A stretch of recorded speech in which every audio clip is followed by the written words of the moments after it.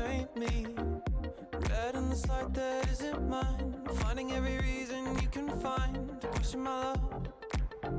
Remember that it's not me. I was never the one who broke your heart. We both know I've been gentle from the start. So though the questions keep on coming this time, you know that I'll listen. You know I'll be patient with you. You're my baby. Maybe this time you'll know you can trust me. You'll know I'll be faithful to you. You're my baby.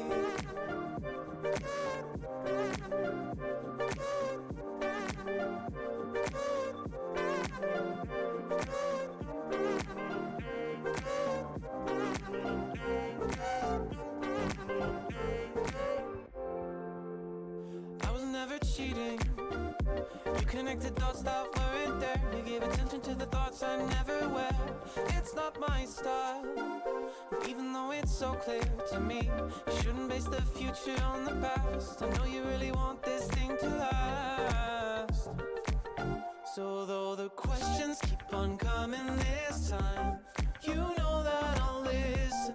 You know I'll be patient with you. You're my baby. Maybe this time you'll know you can trust me. You'll know I'll be faithful to you. You're my baby.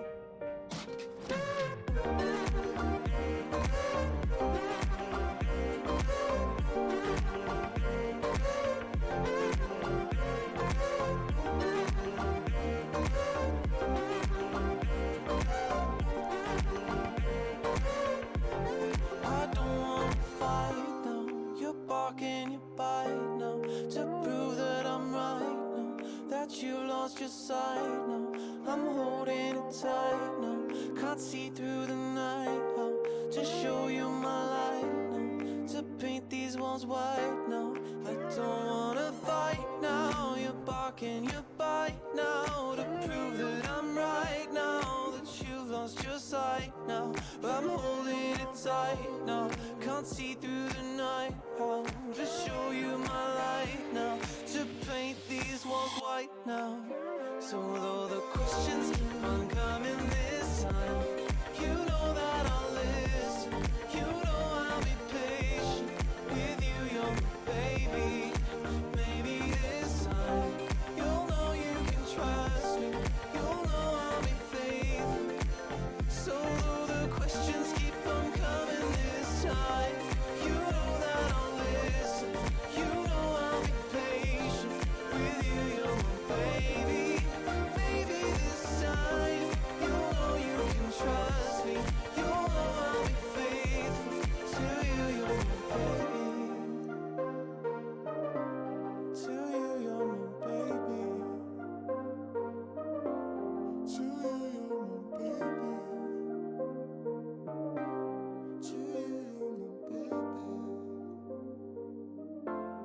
I don't wanna fight now. You're barking, you bite now. To prove that I'm right now. That you've lost your sight now. I'm holding it tight now. Can't see through the night. How to show you my light now. To paint these walls white now.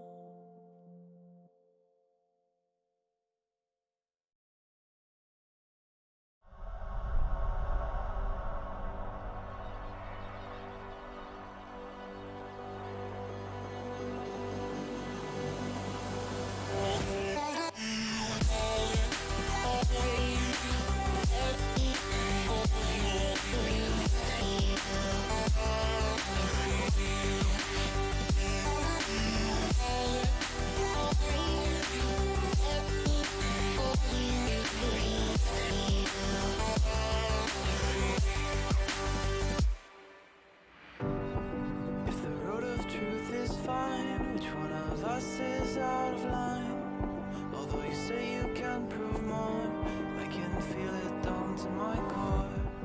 In a world where our words go, I sit and believe what I'm told. All right. This blue world filled with bones, I'll Good just Friday, everybody. Hello, hello. Welcome to this week's Science Friday. quick introduction to Science Friday. So it's going to be, I'm going to be hosting every Science Friday, of course. I am a fourth-year graduate student in a social neuroscience program.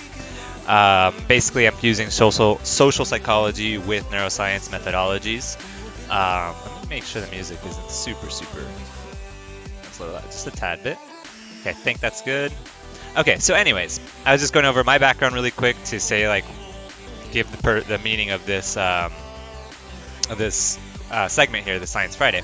So I am a fourth-year graduate student, which means I'm like currently I've already completed 3 full years of grad school, and now I'm in my 4th year. This year is the year I have to turn in what's called a dissertation proposal. Well, I have to turn that in by the mid-December.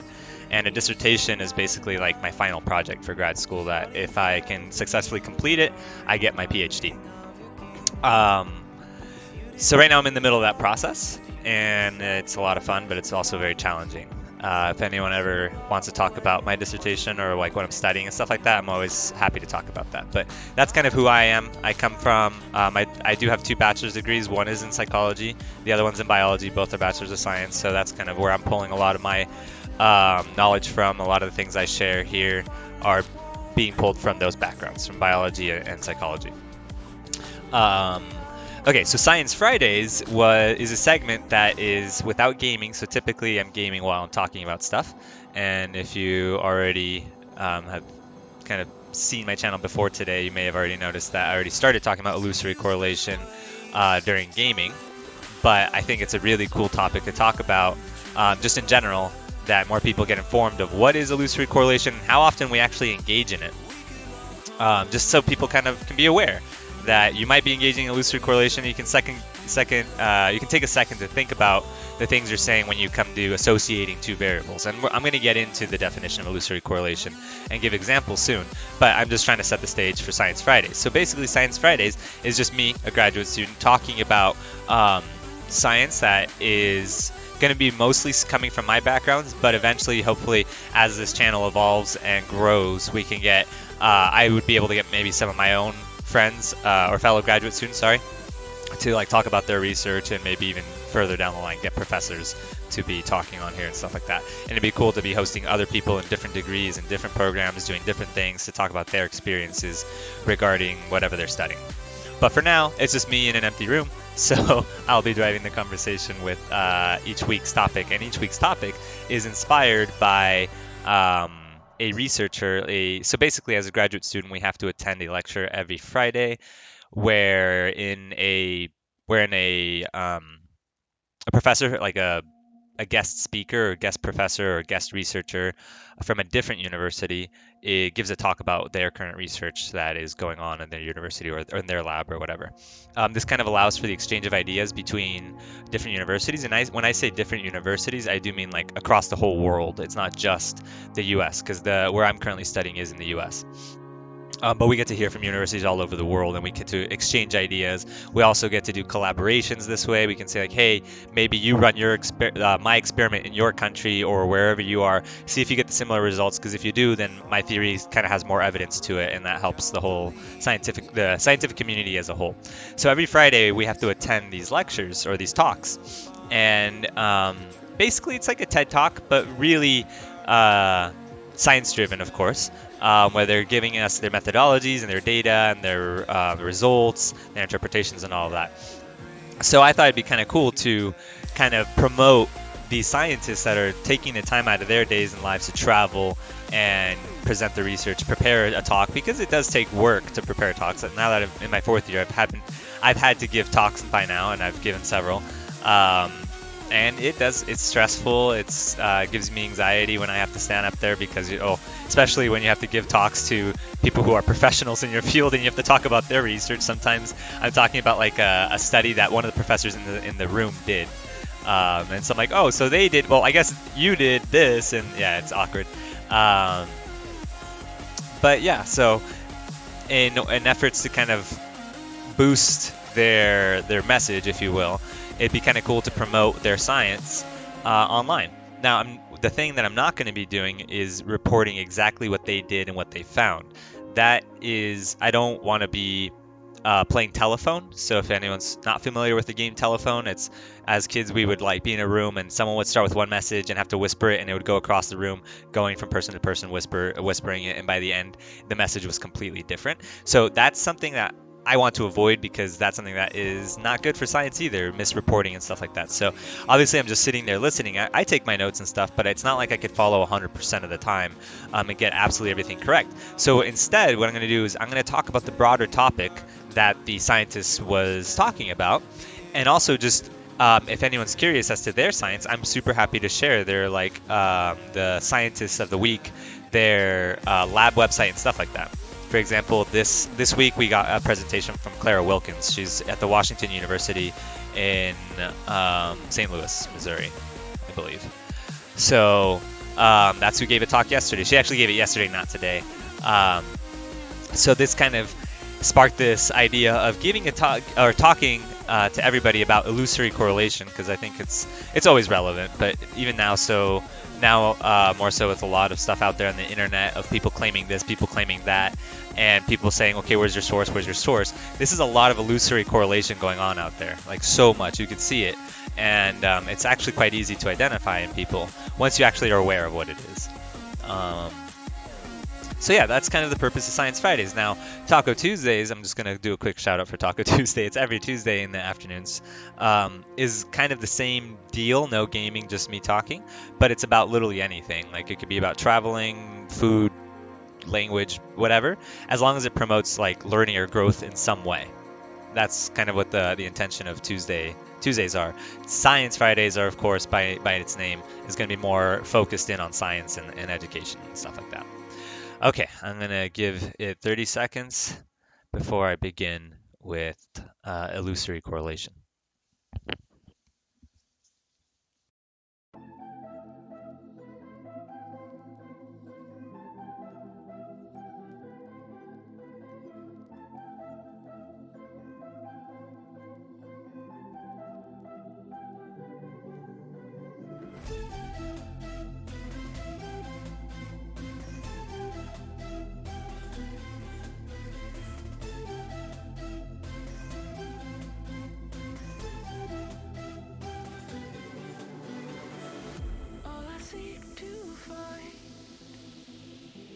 Okay, so let's start. So illusory correlation. I'm going to pull up this definition really quick. This is from Wikipedia. Sometimes I love starting with Wikipedia. I'll say that as a graduate student. A lot of the times it is a great starting point for us when we want to see citations and stuff like that. And then we can go find the papers we need to be reading for the topic we're trying to discuss. So Wikipedia is awesome. So I'm going to quickly read the definition given by Wikipedia. In it, there's a citation there, and I'll talk a little bit about that. Because a little cool factoid is something I just found out right now is one of the primary, or one of the main scientists cited here in the Wikipedia page, and kind of I guess if you will, a father of this science, actually attends my lab meeting every Monday, and I see him every Monday, and I didn't know, I knew he was a pretty amazing scientist. I already knew that stuff, and obviously he shows it when we talk in lab meetings, and he's just talking about his ideas or his critiques regarding some science and stuff like that. But I didn't know he also dipped his toes in this area of social psychology, so that was kind of a pleasant surprise. And now it's going to be interesting seeing him in my lab meetings, because now there's three giants that attend my lab meetings every Monday. That it's kind of intimidating, but at the same time inspiring. Anyway, so the definition of illusory correlation. So in psychology, illusory correlation is the phenomenon of perceiving a relationship between variables, typically people, events, or behaviors, even when no such relationship exists. A false association may be formed because rare or novel occurrences are more salient and therefore tend to capture one's attention. This phenomenon is one way stereotypes form and endure. Hamilton and Rose, 1980, found that stereotypes can lead people to expect certain groups and traits to fit together, and then to overestimate the frequency with which these correlations actually occur. These stereotypes can be learned and perpetuated without any actual contact occurring between holder of the stereotype and the group it is about. All right, now let's digest that. I know I said it all really fast, but now let's unpack it. So really quick, I'm just going to put in the chat, I'm going to drop the citation there. Now if anyone wants to Google what I'm kind of referring to, it is Hamilton And where'd that citation go? Hamilton and Rose, 1980.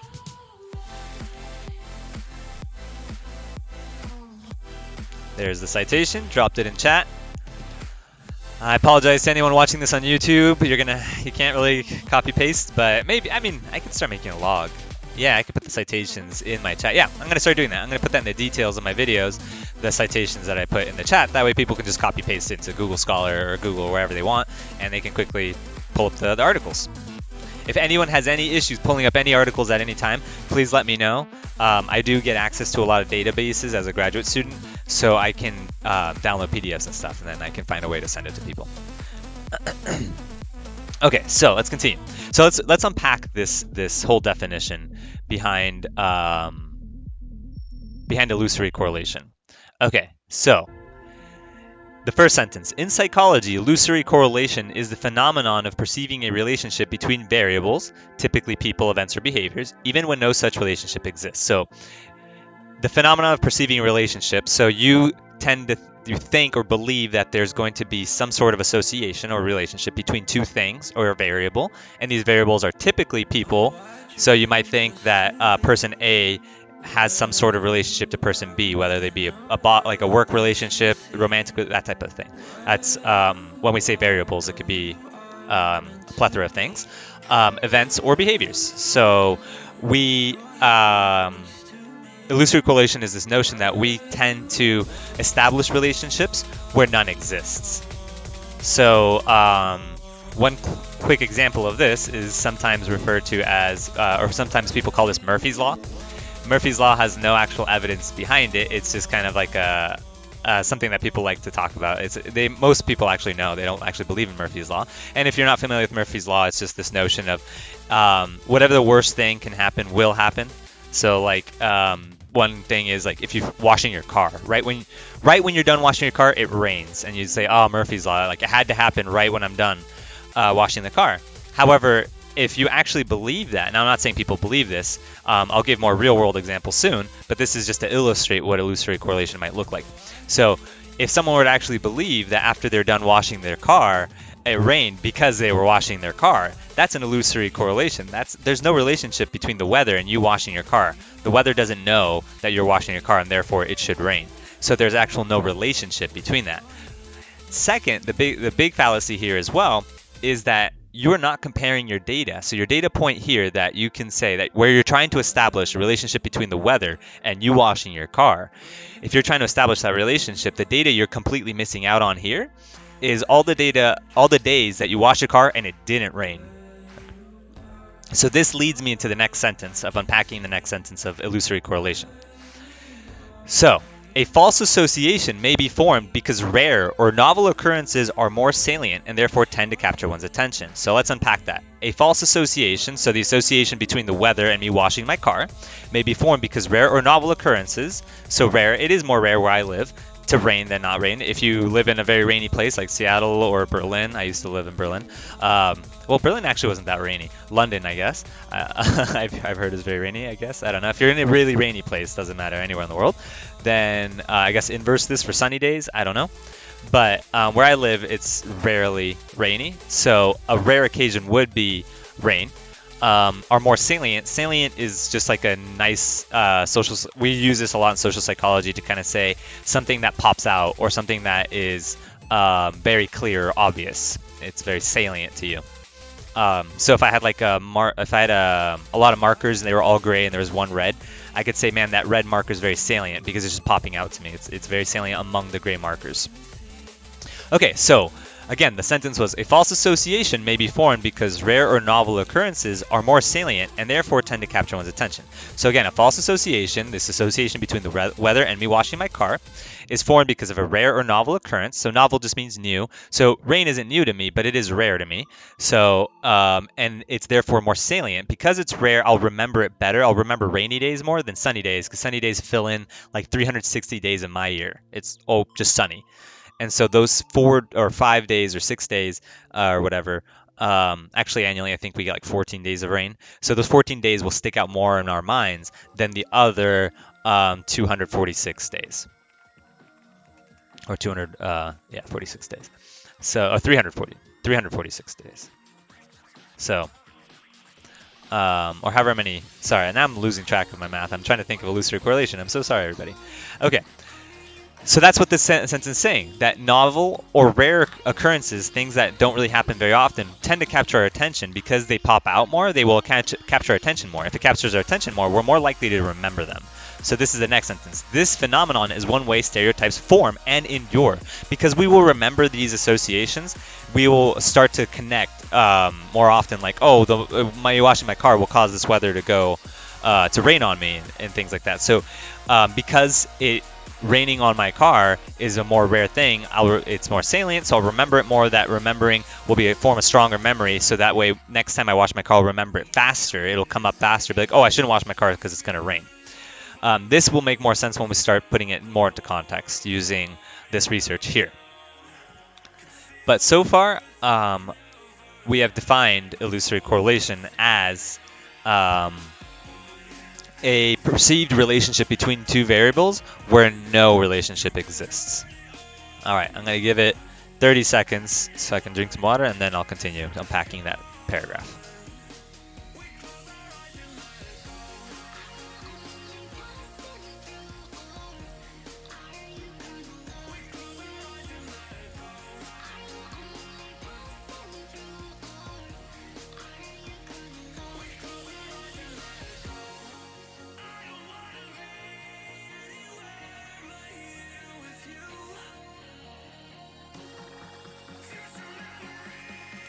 Okay, cool. So at any moment during these streams, people can jump in and talk, and we can deviate from the topic. It doesn't have to stay on illusory correlation. We can talk about anything. I'm just putting the topics there because I know this channel is really, really small. It's quite new, so I expect it to be small. So I have to talk to myself most of the time, which is totally fine. But yeah, at any point, if anyone wants to ask questions, pause, maybe they want me to repeat something, anything like that, please. That's what the chat's there for.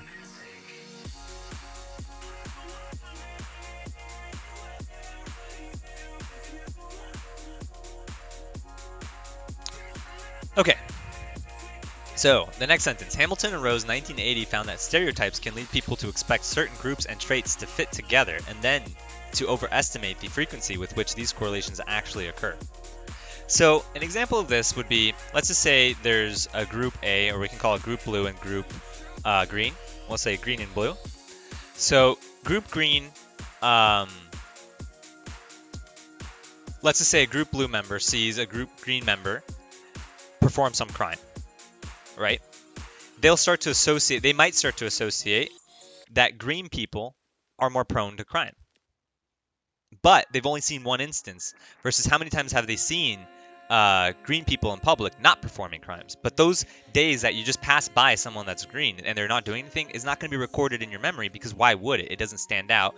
You're not going to record absolutely everything happening in your environment. That's not efficient for the brain to be doing in terms of a biological organ. It just can't do that. That would be it would cost too much energy, and it wouldn't be a sustainable thing for the brain to be doing. So instead, we tend to remember more novel or rare occurrences.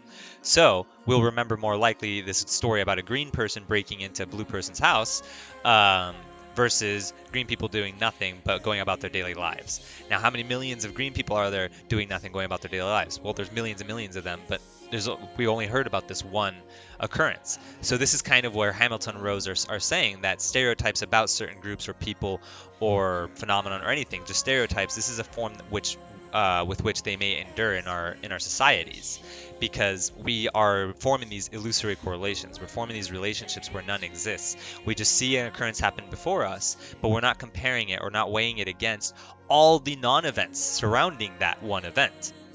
So that's a problem that can affect our societies, of course, because this is how you can get the promotion of things that are like this. This can kind of lead to, I was using group green and group blue, but I'm assuming a lot of my listener or anyone listening to this could replace those with racial groups, and of course it'll match, because that's how these studies were done. They were done between races.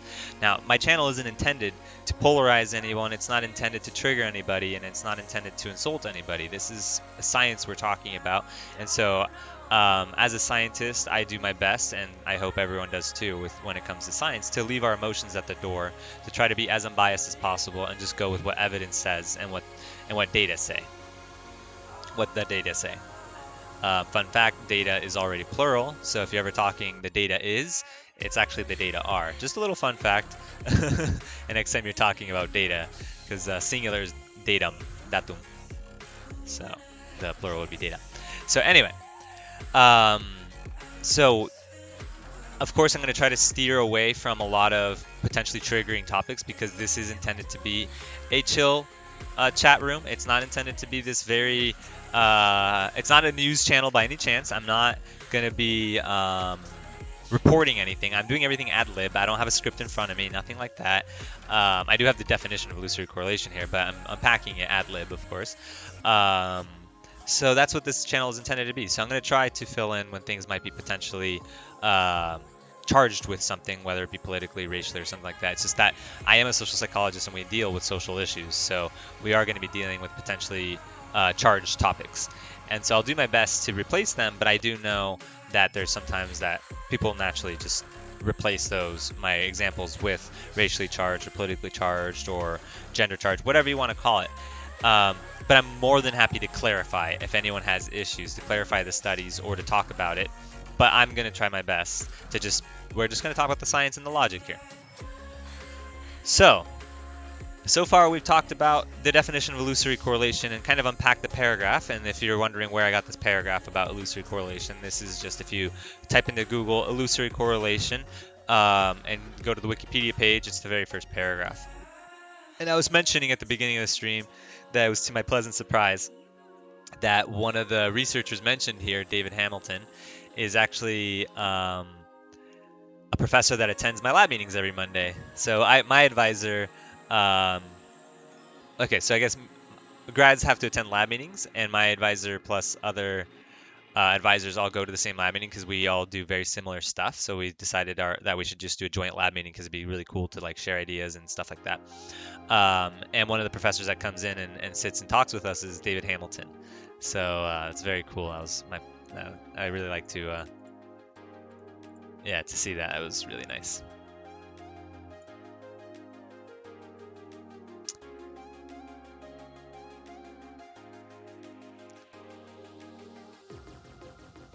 I'm gonna give it a couple more seconds.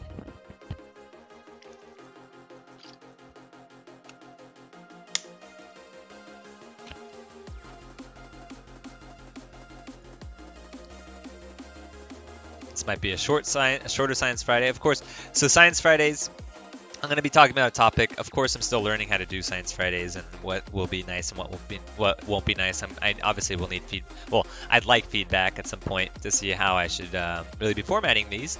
So if people do join in, these tend to go longer, and if people don't join in, I only plan about 30 minutes worth of stuff to talk about, or actually more like 20 minutes because I only want one topic really. To be talking about in the broader sense, just so we can unpack it and just talk about the basics there. And if people do join in, then we can build on it and go in different directions. But yeah, so let's actually think about illusory correlation in our everyday lives. So you can think about gambling or Las Vegas. So I don't know if people have heard of Las Vegas or not. I don't know who's listening. So Las Vegas is just a well-known city for gambling and shows and stuff like that, but mainly gambling. So there's a lot of tinfoil hat theories is a fun term to use. Kind of this term that says like, oh, put on your tinfoil hats. Like this is based with no evidence, really. That's what you're saying when people say tinfoil hat theories. What you're saying is, I'm about to present you an idea that has no substantial evidence backing it. So basically, a lot of people get these notions of like, oh, if you do this, this, and this, you're gonna win. Like you always win if you do this or whatever. But like, oh, I'm gonna wear my lucky glove, for example. If I wear my lucky glove, I tend to win more. Or I have a hot hand, like I'm on a streak, so therefore I should keep betting. Or I've lost so much, so I have to win soon, right? Like because I've just lost so much that a win has to come soon. Like it has to on the next roll or on the next play or whatever you want to call it. that is a form of illusory that would be illusory correlation. You're forming this correlation. You're saying that your behavior of putting on a lucky glove is going to impact the way you're going to get cards, which makes no sense, and you have no evidence of that. Because you're not going to, I mean, you might remember all the times you lost with your lucky glove, but most likely not. But you will remember when you hit a jackpot with that lucky glove. So think about your daily life. Do you do this with stuff? Are you connecting things that may not actually have evidence behind them? So I like this topic right now because I'm sure a lot of people are aware there's elections going on right now, and a lot of people are claiming that their candidate is doing this and that their opposing candidate is that, and accusing him of these things. But a lot of these accusations, you can actually just say that's an illusory correlation. You're basing this on very little to no evidence. There's no relationship between these two things. I'm not going to go into specifics again because this channel isn't intended to trigger people, but just get people thinking and get people talking about, like, wait, hold on, like what this politician said they were going to do this, or this person said they were going to do that, or this person said this about that, or this person's connecting these two, but hold on, I don't actually know how they're actually connected. Is this illusory correlation? So think about how in your everyday life you may be doing illusory correlation. Do you have some sort of ritual or some sort of habit that you do because you think it promotes more luck or something like that? I do have a funny story from my undergraduate degree. That was like a really random segue. Just pose a question and instantly go, okay, here's a story. So no, I do have a story from my undergrad. So when I was an undergraduate, I joined this social psychology lab, and I got the opportunity to kind of present upon a project that the professor of that lab had run back when she was at Princeton, and she collected a lot of data on something that's called causal versus diagnostic contingencies. So I'm just going to go over the paradigm, but we'll see how illusory correlation is kind of tied in here. So basically, in this experiment, we asked people to come to a lab, or not we. I didn't actually run the experiment, but I had to get really familiar with the experiment because I got to present all these things, and I ended up analyzing some data for it. So that's how I got involved. I got involved in this experiment at the tail end, so I didn't get to run the actual participants.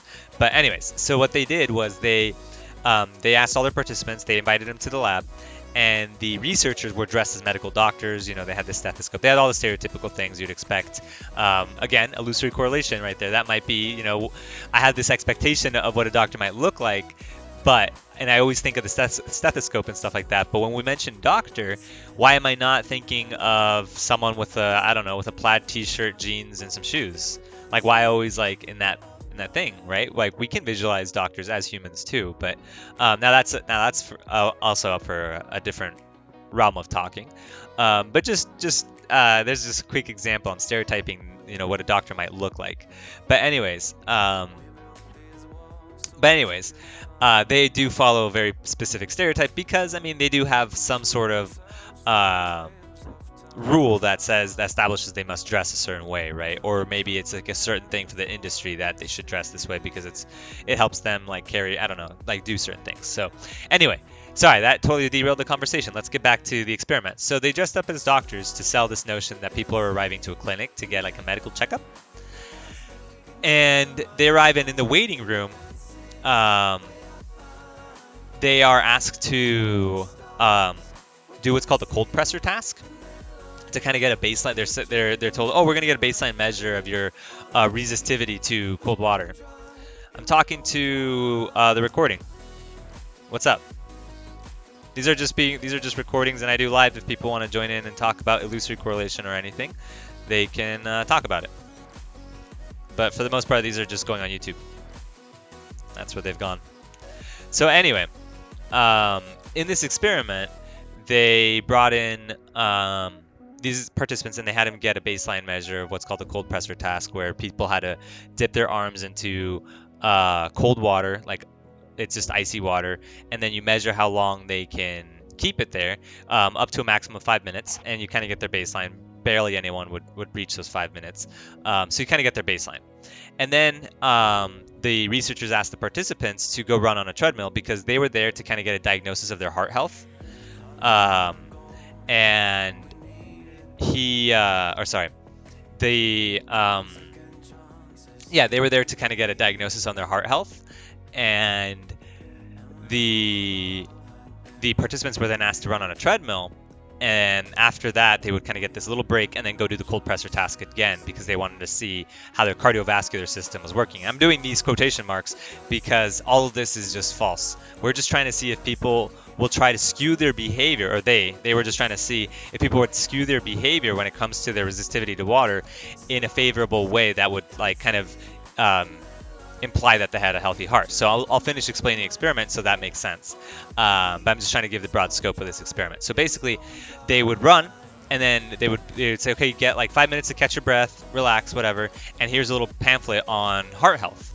And this is where the experiment took place. So this is where the manipulation takes place in this whole overall experiment, where half the participants received a pamphlet where that pamphlet said, hey, if after exercising, after doing some cardio, you all of a sudden become more sensitive to cold weather or cold water, that means you have a healthy heart. And then in group B, so you have two groups. Again, it's split. The experiment splits the participants into two groups. They said, hey, if after doing some exercise, some running, some cardio, whatever, you gain some, you like become less sensitive to water, you become more resistant to the water, then you have a healthy heart. So in both instances, they're getting a healthy heart, but in one instance, it's better to have more sensitivity to the cold water, and in the other instance, it's better to have more resistivity to cold water.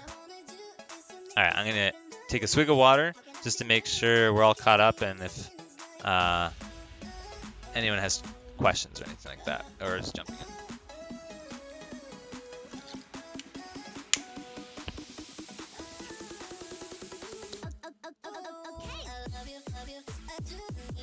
Okay, so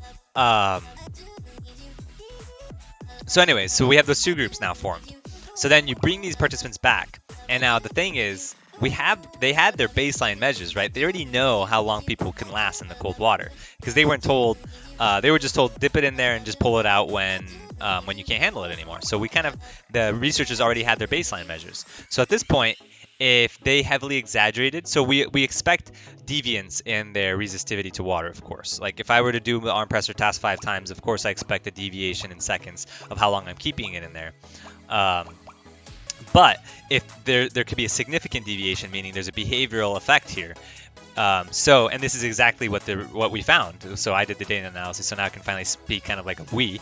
So after doing the data analyses, we found that people do modify their behavior in efforts to kind of promote this healthier heart, like to say, yeah, I do have a healthier heart. The thing that they're not connecting here, the thing that is flawed about that logic is you're there to get a diagnosis of your heart. There's nothing you can do to improve your heart health. Your heart health will dictate, your heart health would presumably dictate how long you can stay in the water, not the other way around. Just because you chose to pull out your arm from the cold water doesn't mean you have a healthy heart.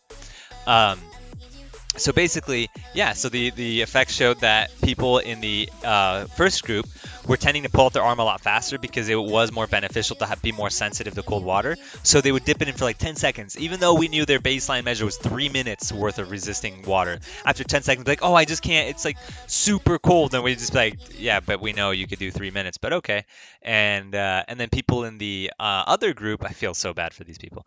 They had to push themselves because their baseline, like let's just say was 3 minutes, they would be pushing it to 4 minutes. You'd see like them like really starting to sweat. And obviously we do have a protocol. Like I gave one of the Taco Tuesdays recently was on how research is done, and I mentioned the IRB. So the IRB would never accept doing this experiment if there's any chance of neuron damage to the arm or anything like that. Or so basically, if they hit 5 minutes, we were like, okay, take your arm out, like that's enough, you're good, and we'd provide them everything needed to like get them back to being comfortable.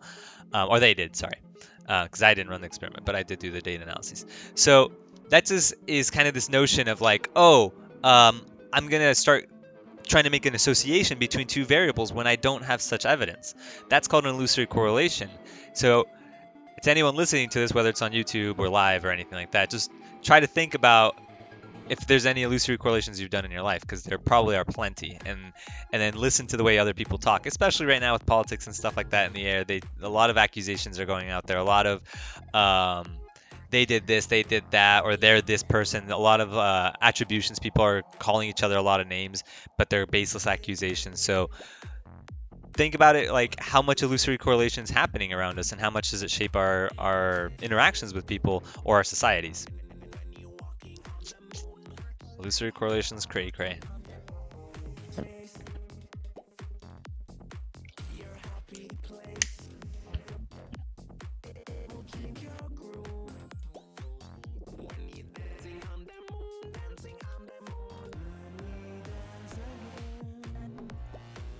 I'm gonna go turn on the lights in my apartment because it's getting quite dark. I'll be right back.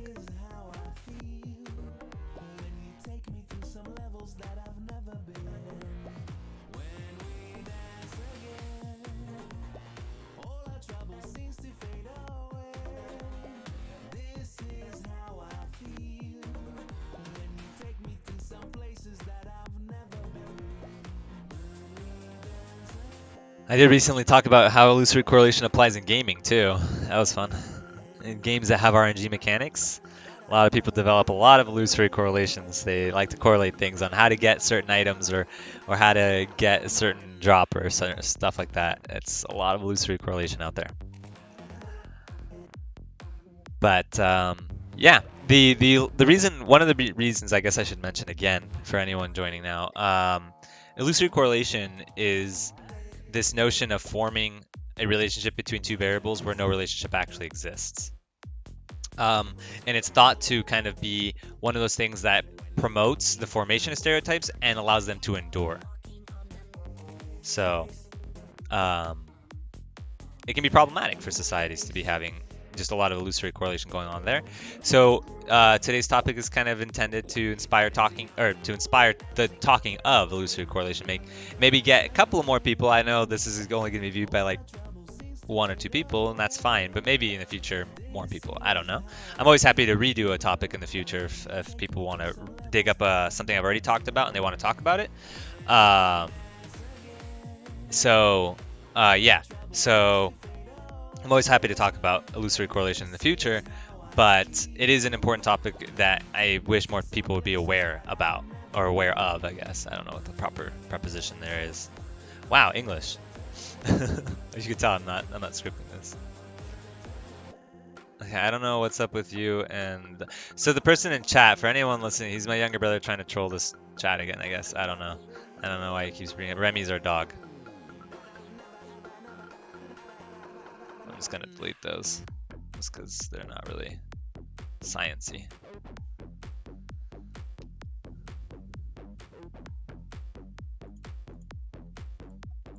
Cool. Well, if Science Friday is probably gonna end earlier than normal, because last time we had some people, I forget who it was, if it was Banshee was the guest talker. I know he was on Taco Tuesday, or if it was Clicks, but both Science Fridays, no, the first Science Friday had someone there, and then, yeah, okay. So that went on longer because we had a conversation about the topic, but I think I'm gonna end it there, but at any point during any streams,